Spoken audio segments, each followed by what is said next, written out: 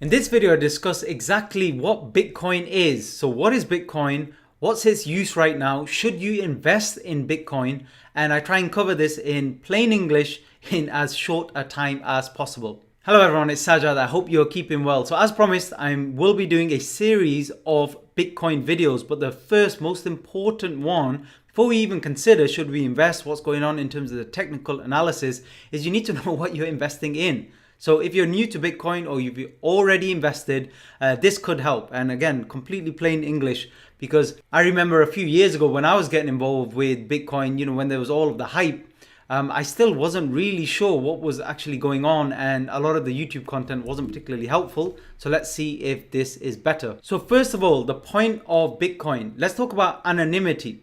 When you're using cash, for example, you're in a grocery or somewhere else and you're paying for something with cash. I know it sounds obvious, but realize that the cash doesn't have your name on it. Nobody can actually pinpoint whose cash that actually is.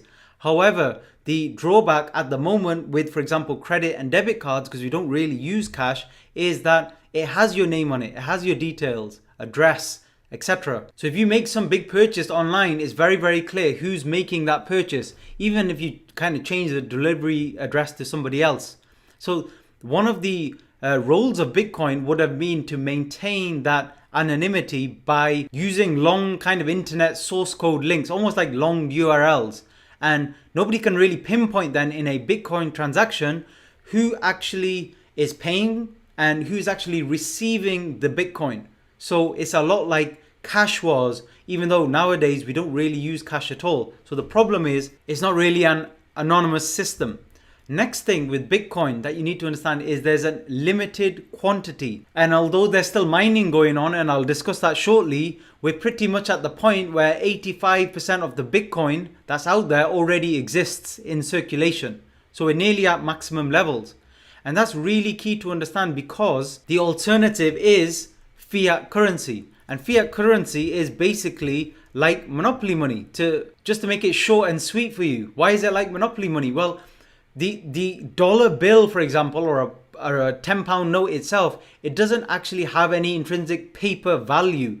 The value all comes from what we believe, which is at the moment that we all trust that these dollar bills or pound notes will buy us something and will be a money exchange. Now, whether that changes in future, that's something we'll be discussing in this series of videos. So previously, for example, when they printed a dollar bill, they would be promising you a dollar, but you could always exchange that dollar for a certain amount of gold. That's not the case anymore. So what's happening right now, as you probably noticed, is we're printing more and more money. And that's what you can do in a fiat currency. But in Bitcoin, you can't just print or create more and more Bitcoin.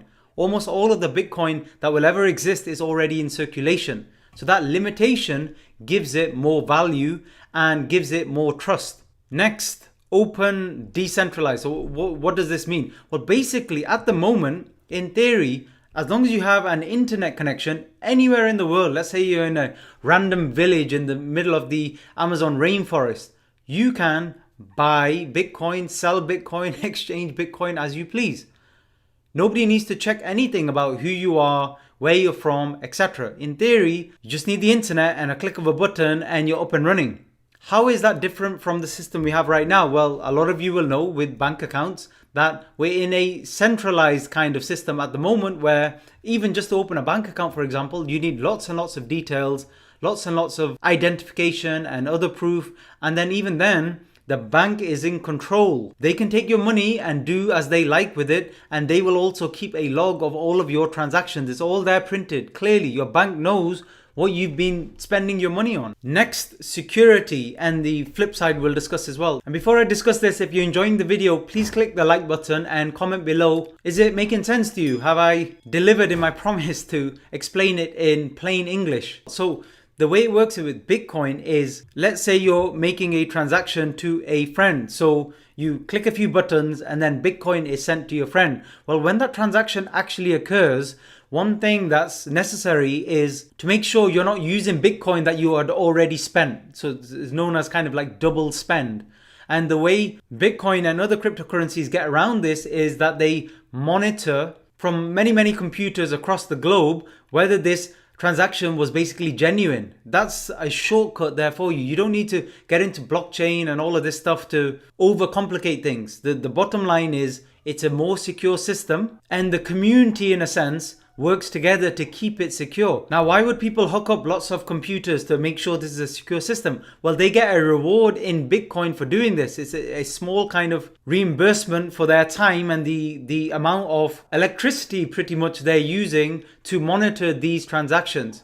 And this all goes back to the concept of control. With Bitcoin, you have full control over what's going on with your spending, and your money remains anonymous, remains secure. And you don't get horrible scenarios like this. So this is what is a bail-in. So basically, if you never heard of this before, this is you depositing your money in a bank, and eventually if the bank is either struggling or taking risky speculative kind of investments with your money, they could end up losing it all. And if they don't get bailed out by the government, they're going to take your money, and that's the bail-in. That money is going to be used to pay off whatever debt the bank gets into. Now, I know that sounds crazy, but just research on Google bail-ins and you'll see that in some countries this has actually happened already. So that's it with Bitcoin and cryptocurrency. It's an alternative to the system of currency we have at the moment. Now, this is a part 1 video. In part 2, I'm going to cover, would you actually invest in Bitcoin? And I'm going to discuss with you the most important reasons why people have been doing that, and why I believe everything's lined up now for a potentially huge move